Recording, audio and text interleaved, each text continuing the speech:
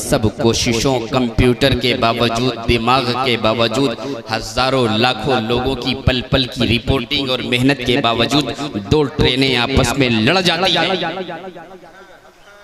तुम लाखों लोग मिल करके 10 साल तक ट्रेनों को हिफाजत से नहीं चला सकते।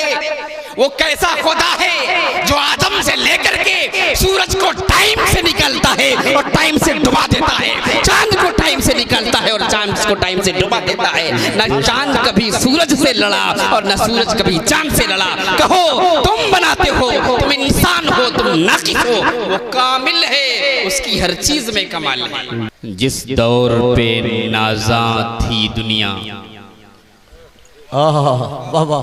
जिस दौर पे नाज़ा थी दुनिया, अब हम वो जमाना भूल गए। हक है, हक है, वाह। जिस दौर पे नाज़ा थी दुनिया, अब हम वो जमाना भूल गए।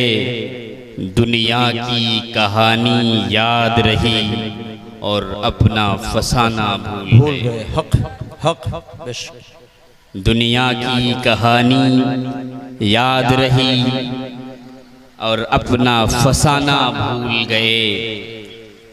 मुंह देख लिया आईने में, पर दाग न देखे सीने में। वाह वाह वाह वाह वाह वाह। देख लिया आईने में, पर दाग न देखा सीने में। दिल ऐसा लगाया जीने में, मरने को मुसलमान भूल गए। वाह। दिल ऐसा लगाया जीने में, मरने को मुसलमान भूल गए। और बड़ी हकीकत पसंदी का सबूत दिया है शायर ने, कहता है अग़यार का जादू चल भी गया। चल गया, हक। अपनी हालत देखिए जी जी। मशरिक से लेकर के मगरिब तक, दुनिया के एक कोने से लेकर के दूसरे कोने तक, हक। अग़यार का जादू चल भी चुका, हम एक तमाशा बन भी गए। हक है, हक है। अग़यार का जादू चल भी चुका, हम एक तमाशा बन भी गए। दुनिया का जगाना याद रहा, खुद होश में आना भूल गए। वाह। दुनिया को जगाना याद रहा, खुद होश में आना भूल गए। वो ज़िक्रे हसी रहमत का अमीन कहते हैं जिसे कुरान मुबीन। सुभान अल्लाह। वो ज़िक्रे हसी रहमत का अमीन कहते हैं जिसे कुरान मुबीन। दुनिया के लिए नए नगमे सीखे, अल्लाह का तराना भूल गए। अंजामे आज़ादी क्या कहिए, अंजामे आज़ादी क्या कहिए, बर्बादी ही बर्बादी है। जी। अंजामे आज़ादी क्या कहिए, बर्बादी ही बर्बादी है। जो दर्स शाहे बतहा ने दिया, दुनिया को पढ़ाना भूल गए। जो दर्स शाहे बतहा ने दिया, दुनिया को पढ़ाना भूल गए। दुनिया का घर आबाद किया, उक़बा का मगर बर्बाद किया। हक है, हक है। दुनिया का घर आबाद किया, उक़बा का मगर बर्बाद किया। मुश्किल में खुदा को याद किया, मुश्किल हुई आसान भूल गए। मुश्किल में खुदा को याद किया, मुश्किल हुई आसान भूल गए। अज़ान तो अब भी होती है मस्जिद की फिजा में ए अनवर।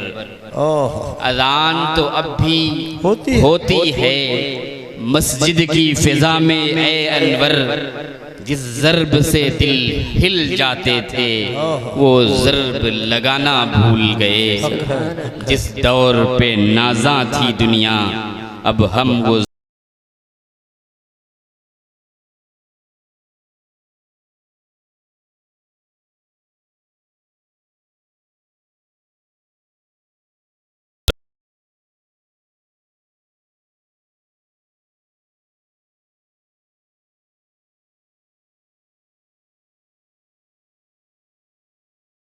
आइए 2 मिनट के अंदर आ जाइए, जल्दी आ जाइए, कुर्सियां लेके आ जाइए, सिमट के बैठ जाइए थोड़ा।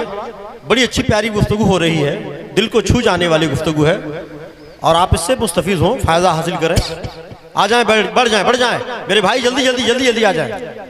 हुजूर इरशाद, बड़ी अच्छी गुफ्तगू हो रही है। सुभान अल्लाह, सुभान अल्लाह, सुभान अल्लाह। कभी तन्हाई में बैठो, अल्लाह अल्लाह, इस दुनिया को देखो, चांदनी रात में चमकता हुआ चांद कितना खूबसूरत लगता है।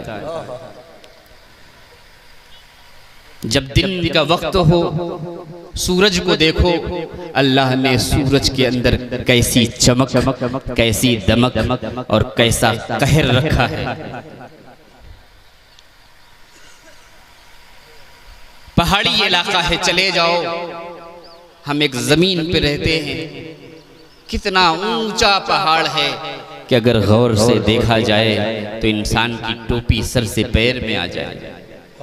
कितना खूबसूरत अल्लाह ने बनाया है इस दुनिया को। एक इंजीनियर कभी कोई एक नक्शा बनाता है, घर बनाता है, दूसरा इंजीनियर आता है, फौरन उसमें कमी निकालता है। वो बताता है कि ये लैट्रिन बाथरूम अगर इस जगह के बजाय यहां होता तो ज्यादा बेहतर होता, ये पिलर यहां होने के बजाय यहां होता तो यहां होता। लेकिन ऐ लोगों, देखो, तुम अल्लाह की इस खूबसूरत दुनिया में रहते हो, क्या तुमने अपनी जिंदगी में कोई ऐसी छत देखी है? तुम 20 फीट की छत डालते हो तो उसमें 4 तरफ से दीवार और बीच में एक पिलर लगा देते हो। तुम जिस आसमान के नीचे रहते हो, निगाह उठाओ अपनी और इस पार से उस पार तक देखो, जहां तक तुम्हारी निगाह जाती है, क्या इस आसमान की कोई दीवार दिखाई पड़ती है? क्या इस आसमान में कोई पिलर दिखाई पड़ता है? कैसा हसीन कारीगर है वो।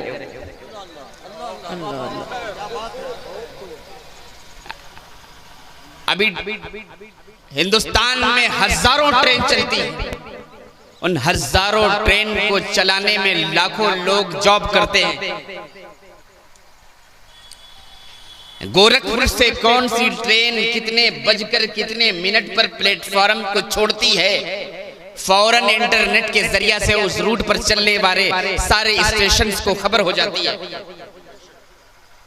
हजारों लाखों लोग बैठे हुए हैं, लेकिन कभी कभी ऐसा होता है, इन सब कोशिशों, कंप्यूटर के बावजूद, दिमाग के बावजूद, हजारों लाखों लोगों की पल पल की रिपोर्टिंग और मेहनत के बावजूद 2 ट्रेनें आपस में लड़ जाती हैं। तुम लाखों लोग मिलकर के 10 साल तक ट्रेनों को हिफाजत से नहीं चला सकते।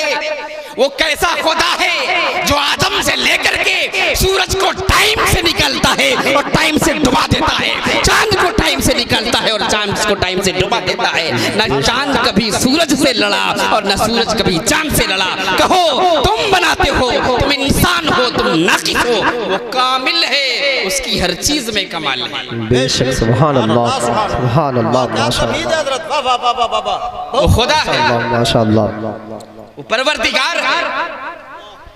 ये दुनिया तो छोड़ो, अल्लाह फरमाता है, मैंने कुरान करीम की आयत पढ़ी है, सनुरीहिम, हम उन्हें दिखाएंगे, हम उन्हें दिखाएंगे। क्या दिखाएंगे? आयातीना, अपनी निशानियों, हम उन्हें अपनी निशानियां दिखाएंगे। कहाँ दिखाएंगे? फिल आफाक, इस संसार में फैली हुई। देखो चारों तरफ अल्लाह तबारक व तआला ने कैसी खूबसूरत ये कायनात बनाई है। इमाम शाफी से किसी ने पूछा, आपने खुदा को कैसे पहचाना? इमाम शाफी से किसी ने पूछा, शाफी खुदा को कैसे पहचाना? इमाम शाफी ने जवाब दिया, मैंने अपने खुदा को शहतूत के पत्तों से पहचाना। बेशक, बेशक। उलमा बैठे अभी वहदानियत रब्बानी पर सैकड़ों दलीलें सुना देंगे। अब अल्लाह एक है, अल्लाह बेनियाज है, अल्लाह खालिक है, अल्लाह मालिक है। इस कायनात के जर्रे जर्रे को पर्दे अदम से मिनस्से शहूद पे जलवागर करने वाला हजारों दलाइल दे देंगे। लेकिन जानते हैं, इमाम शाफी इन सारे उलमा के सरों के ताज हैं। उनके पास दलीलों की कोई कमी नहीं है, उनके पास दलीलों की कोई कमी नहीं है। पूछने वाले ने पूछा, हुजूर जब रब को पहचानना होता है हम किताबें पलटते हैं, हम किताबों के औराक पलटते हैं, दलीलें तलाश करते हैं, बुरहान तलाश करते हैं, आप अल्लाह को पहचानने के लिए शहतूत की पत्ती से पहचानते हैं। कहा हाँ, अल्लाह को पहचाना मैंने शहतूत की पत्ती से। कहा हुजूर कैसे पहचाना? कहा देखो शहतूत का पत्ता हरा हरा होता है, हरा हरा होता है, उसे बकरी खाती है तो नहीं बन जाता है, उसे हिरन खाता है तो मुश्क बन जाता है, उसे जब रेशम का कीड़ा खाता है तो रेशम का कपड़ा बन जाता है। मैंने गौर किया कि ये कैसे हो सकता है, चीज एक है नतीजा अलग कैसे हो सकता है। मैंने गौर किया रेशम शहतूत का पत्ता हरा है, उसे अगर बकरी खाती है तो लेड़ी बनती है, उसे हिरन खाता है तो मुश्क की खुशबू बन जाती है, उसे जब रेशम का कीड़ा खाता है तो रेशम का कपड़ा बन जाता है। तो मैंने गौर किया ये कमाल बकरी का नहीं हो सकता, ये कमाल हिरन का नहीं हो सकता, ये कमाल रेशम के कीड़े का नहीं हो सकता, ये कमाल इस कायनात को बनाने वाले परवरदिगार का हो सकता है। एक ही पत्ते से वो कभी खुशबू बनाता है, एक ही पत्ते से वो दूध और दही बनाता है, एक ही पत्ते से वो रेशम जैसे कपड़े बना देता है। कोई तो है जो निज़ाम हस्ती चला रहा है, वही खुदा है, वही खुदा है, वही खुदा है, वो अल्लाह है। सुभान अल्लाह, सुभान अल्लाह, माशाअल्लाह, सुभान अल्लाह। जरा सोचिए, पानी का कलर एक होता है, सफेद सफेद, ना मीठा ना खट्टा ना कड़वा। मिर्च के पेड़ में उसे डाला तो कड़वा कड़वा मिर्च उगाया, अमरूद के दरख्त में उसे डाला तो मीठा मीठा अमरूद उगाया, शरीफे में डाला तो मीठा मीठा शरीफा उगाया, खेत में वही पानी को डाला तो अनाज उगाए। पानी का कलर एक है, पानी की हकीकत एक है, आखिर ये अलग अलग जगह डालने से नतीजा क्यों बदल रहा है? तो प्यारे यही है खुदा की कुदरत। अल्लाह तबारक व तआला जब पानी मिर्च के दरख्त में डाला जाता है तो कड़वा कड़वा नतीजा निकल आता है, जब पानी अमरूद में डाला जाता है तो उसका नतीजा मुख्तलिफ हो जाता है। बेशक हक है, एक उसूल है, जमीन के अंदर जो चीज दफना दी जाती है जमीन उसे पलट करके वापस करती है। बेशक ये उसूल है। कोई बीज आप डालते हैं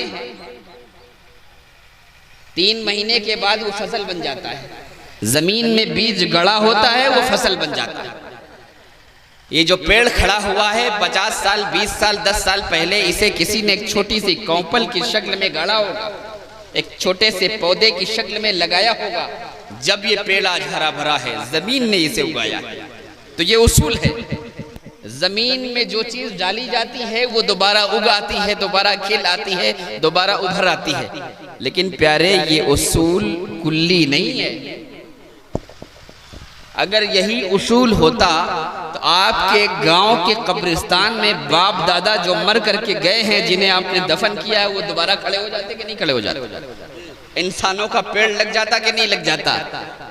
जमीन से पूछिए कि क्या वजह है? तुझमें बीज डाला जाए तो बीज तनावर दरख्त बन जाता है, तुझमें अनाज डाला जाए तो फसल लहलहाने लगती है। लेकिन जब हम इंसान गाड़ते हैं तो वापस इंसान उससे नहीं उभरते, इंसान नहीं निकलते। जमीन ने कहा मैं तो एक मखलूक हूँ, मेरा कोई कारनामा नहीं। अल्लाह जिसे मेरे अंदर से उभारना चाहता है उभार देता है, और जिसे मेरे अंदर खत्म करना चाहता है उसे खत्म कर देता है। बेशक सुभान अल्लाह, हक है, सुभान अल्लाह। ये निज़ाम कुदरत।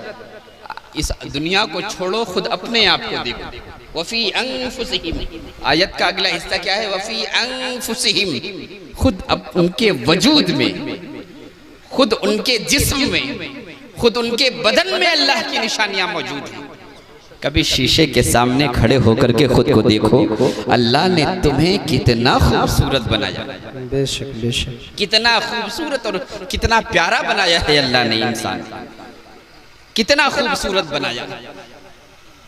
क्या कोई इंजीनियर ये कह सकता है कि इंसान का चेहरा जैसा है उससे बेहतर कोई चेहरा बनाया जा सकता है? मिसाल के तौर पर ये नाक यहाँ पर रखी है, आप किसी भी इंजीनियर से पूछिए इस नाक को अगर यहाँ ना रखा जाए तो कौन सी ऐसी जगह हो सकती है जो इससे बेहतर हो? ये आंखें अल्लाह ने जहां पे रखी है, क्या इससे बेहतर कोई जगह हो सकती है? ये कान अल्लाह ने जैसे बनाए हैं, क्या इससे बेहतर कोई तरीका हो सकता है उन्हें बनाने का? देखिए अल्लाह के बनाने का अंदाज देखिए। आपको कोई चीज खाना है तो आप बाजार जाते हैं, मार्केट जाते हैं पपीता खरीदने के लिए, केला खरीदने के लिए, फल खरीदने के लिए, और फौरन फल वाले से बात करते करते आप अपना हाथ पपीते के ऊपर रख देते हैं। क्यों रखते हैं? ये पता लगाने के लिए कि पपीता गला तो नहीं है, पपीता दब तो नहीं गया है।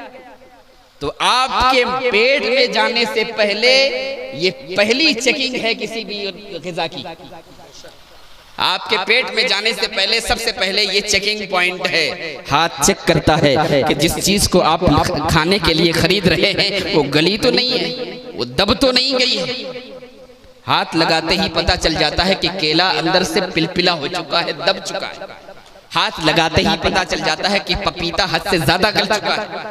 अगर हाथ ने पास कर दिया, आपने वो सामान खरीद लिया, घर में ले आए, घर में रखे रहे, अब वो सामान काटने के बाद, फल काटने के बाद या अनाज ग़िज़ा तैयार करने के बाद आपने लुक़मा उठाया और उसे ले गए। अल्लाह ने दूसरा चेक पॉइंट ये बना दिया है आपकी नाक। आप यहाँ पे ले गए, अगर इस खाने से बदबू आ रही थी, नाक ने फौरन यहाँ पे रोक दिया। नाक ने फौरन यहाँ पे बता दिया आपको कि ये खाना आपके लिए सही नहीं है, इसमें बदबू आ रही है। अगर सोचिए इस नाक को यहाँ के बजाय अगर सर के पीछे लगाया जाता तो आप वो लुक़मा लेकर के ऐसे पीछे ले जाते। अगर इस नाक को यहाँ के बजाय पेशानी पे रखा जाता तो आप यहाँ पे ले जाते। ऐसा ऑटोमेटिक सिस्टम अल्लाह ने बनाया है कि मुंह में डालना चाहते हैं आपके कोई ने वाला और पता चल जाता है। अल्लाह ने ऐसा नाक को बनाया। अगर उससे बदबू नहीं आ रही है तो दूसरी जगह से आपका वो खाना पास हो गया, फौरन आपने उसको जबान पे रखा। जबान पे रखने के बाद कभी कभी ऐसा होता है कि कोई चीज बदबू नहीं होती, उसमें किसी चीज में बदबू नहीं होती लेकिन उसका जायका खराब होता है, उसका टेस्ट खराब होता है। जबान पे रखते ही फौरन पता चल जाता है कि इस चीज में, इस चीज का टेस्ट खराब है, इसका जायका खराब है। सोचिए अल्लाह तबारक व तआला एक निवाले को आपके पेट में ले जाने से पहले 3 तरीके से उसकी चेकिंग करवाता है। आपकी जिम्मेदारी सिर्फ एक है, वो ये है खाना गला है, फल गला है, दबा है, ये हाथ बता देगा। खाने वाली चीज बदबू कर रही है या नहीं, ये नाक बता देगी।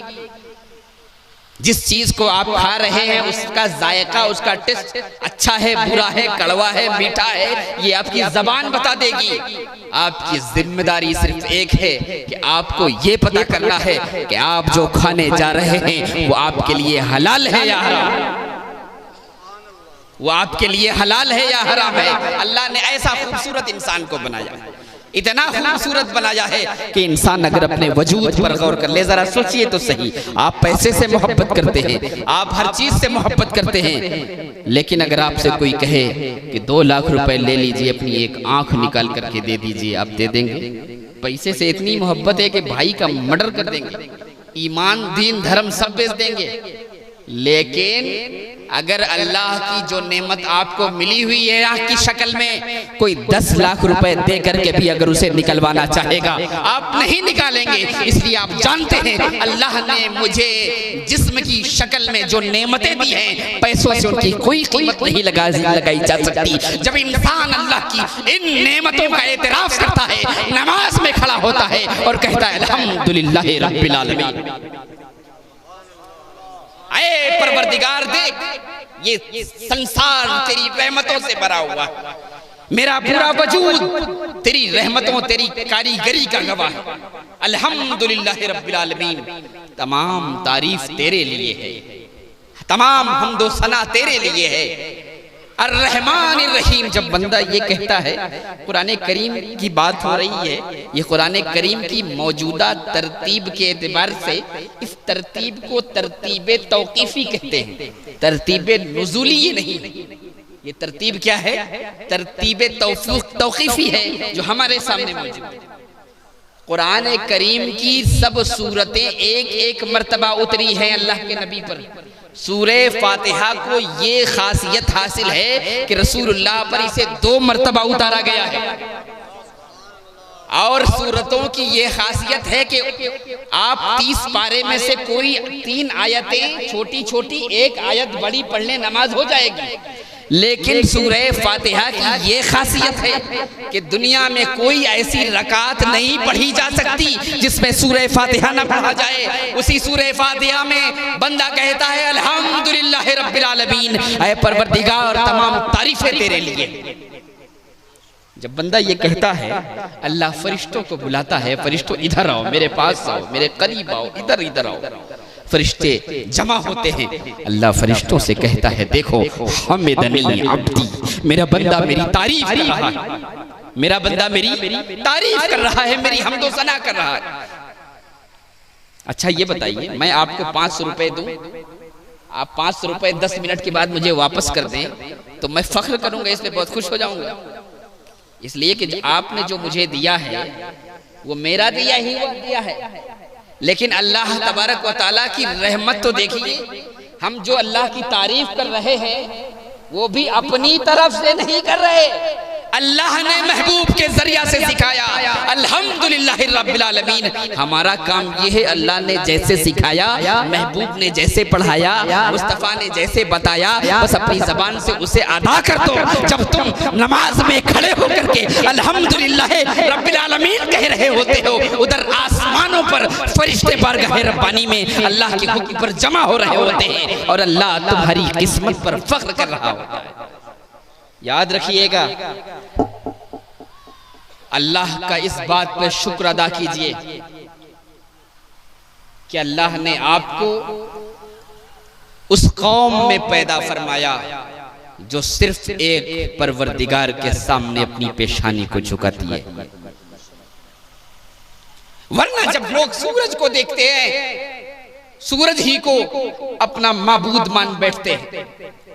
जब चांद को देखते हैं, चांद ही को पूजने लगते हैं। जब पहाड़, दरिया, समंदर को देखते हैं तो दरिया की तुग़यानियों के सामने सजदरेज़ हो जाते हैं। जब करिश्मा वाली चीजों को देखते हैं तो उनके सामने सरेंडर हो जाते हैं। इस मुसलमान की खासियत ये है, इसकी पेशानी की अजमत ये है, ये पेशानी दुनिया की चीजों के सामने नहीं झुकाता, खुदाए वहदहु ला शरीक की बारगाह में झुकाता। अल्हम्दुलिल्लाह रब्बिल आलमीन। ऐ परवरदिगार तमाम तारीफ तेरे लिए है, रहमानिर रहीम। तू बेइंतहा रहमत वाला, बेइंतहा मेहरबानियों वाला है, बेइंतहा मेहरबानियों वाला है कि नहीं है? अल्लाह उसकी रहमत की कोई इंतहा नहीं। एक मिसाल देखिए, इस दुनिया में जो हमें मिलता है, रिस्क मिलता है, वो हमारे अल्लाह तबारक व तआला के फजल के एतबार से मिलता है। अगर हमारे अमल के एतबार से मिले तो कितने लोगों को रोजी मिलना चाहिए, कितने लोगों को रिस्क मिलना चाहिए। अल्लाह तबारक व तआला इस दुनिया में जो रोजी देता है, रिस्क देता है, वो अपने करम के एतबार से, अपने फजल के हिसाब से देखता है। अगर हमारे अमल के एतबार से देता तो नमाजियों के अलावा पूरा का पूरा मोहल्ला भूख से मर जाता, फर्मा बरदारों के अलावा पूरा का पूरा गांव मुसीबतों में गिरफ्तार हो जाता। और हमारी हालत क्या है? आप कोई घर बनाते हैं, वहां पे काम करने के लिए 10 मजदूर बुलाते हैं। 9 मजदूर बहुत मेहनत से दिन भर ईंट इधर से उधर ढोते हैं, गारा इधर से उधर ले जाते हैं, बिल्डिंग बनाने में मदद करते हैं। एक मजदूर कुर्सी लगा के एक किनारे बैठा हो, शाम को आपके पास आए और कहे कि मालिक मुझे मेरी मजदूरी दे दो, आप उसको उसकी मजदूरी दोगे?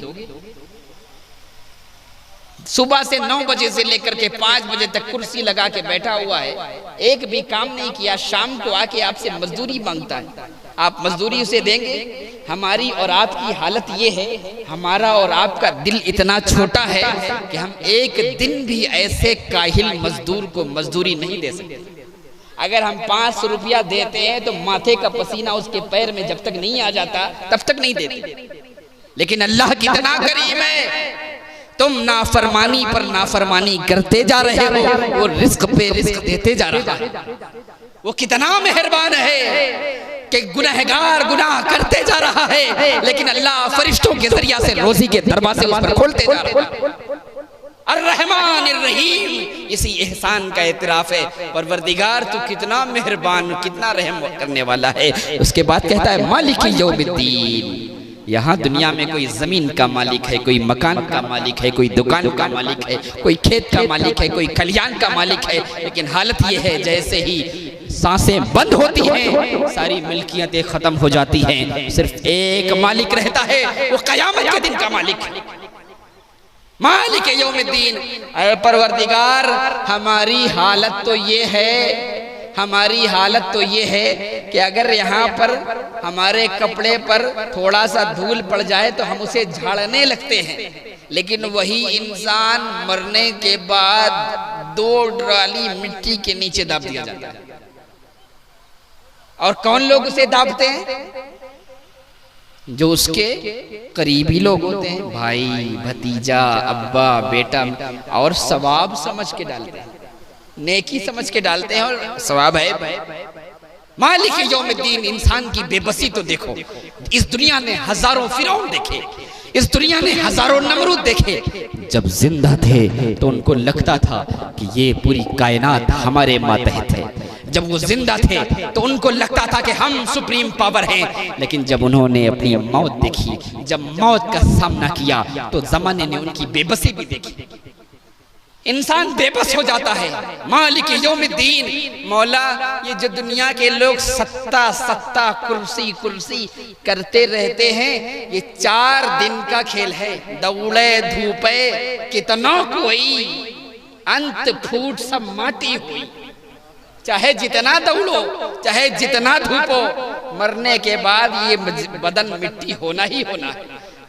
तुमसे बड़े बड़े भी हुकूमत करने वाले आए, वो समझते थे कि सत्ता हमारी ही है, हमारे ही साथ रहेगी, 100 साल हम ही रहेंगे, लेकिन मर गए। आज इनकी जो आराम गाहें हैं, आज उनके जो दफन करने की जगह हैं, वहाँ कुत्ते पेशाब करते हैं। ये जमाने की हकीकत है। जब बंदे मोमिन जमाने की सच्चाई को निगाहे ईमानी से देखता है तो नमाज में आंखों में आंसू ला करके कहता है मालिक यौमिद्दीन, मौला, यहाँ का हुकूमत भी छोटी है, यहाँ की सत्ता भी छोटी है, यहाँ के जो भी मालिक हैं ये सब छोटे हैं। हकीकी बादशाह तो सिर्फ तू है, सिर्फ तेरे पास हुकूमत है, सिर्फ तेरे पास सल्तनत है। जब सारी सल्तनतें जमीन में मिल जाती हैं तब तेरी सल्तनत बाकी रहती है।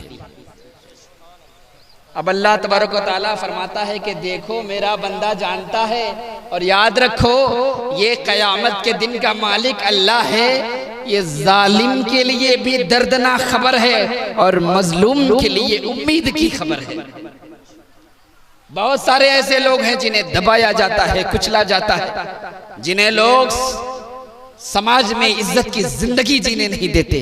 वो जब नमाज में खड़ा होता है मालिक यौमिद्दीन, ऐ परवरदिगार, दुनिया वालों के जुल्म तो बर्दाश्त कर रहा हूँ, सिर्फ इस उम्मीद में बर्दाश्त कर रहा हूँ कि कयामत कायम होगी, तेरी अदालत सजेगी और मुझे तेरी अदालत में इंसाफ दिया जाएगा।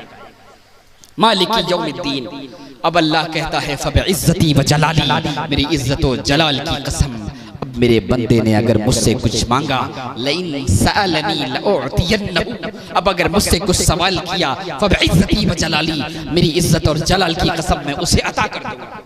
अल्लाह फरमाता है मेरे बंदे ने आज मेरी तारीफ ऐसे की है, मुझे रहमान रहीम कह के पुकारा है, मुझे मालिक यौमिद्दीन कह के पुकारा है। अब अगर इसने दोनों जहान की नेमतों को भी मांग लिया तो ऐ फरिश्तों गवाह हो जाओ, मैं उसे अता करके रखूंगा। अल्लाह तबारक व तआला की बारगाह में दुआ है कि परवरदिगार आलम इस मुख्तसर सी गुफ्तगू को अपनी बारगाह समदियत में कबूल फरमाए और कुरान करीम से हमारी मोहब्बतों में इजाफा फरमाए, इस आबादी में कुरान करीम की बरकतों को नाजिल फरमाए। अक़ूलु क़ौली हाज़ा व अस्तग़फिरुल्लाह ली व लकुम व लिसाइरिल मुस्लिमीन फ़स्तग़फिरूहु मिनज़ ज़म्ब फ़इन्नहु हुवल गफ़ूरुर रहीम।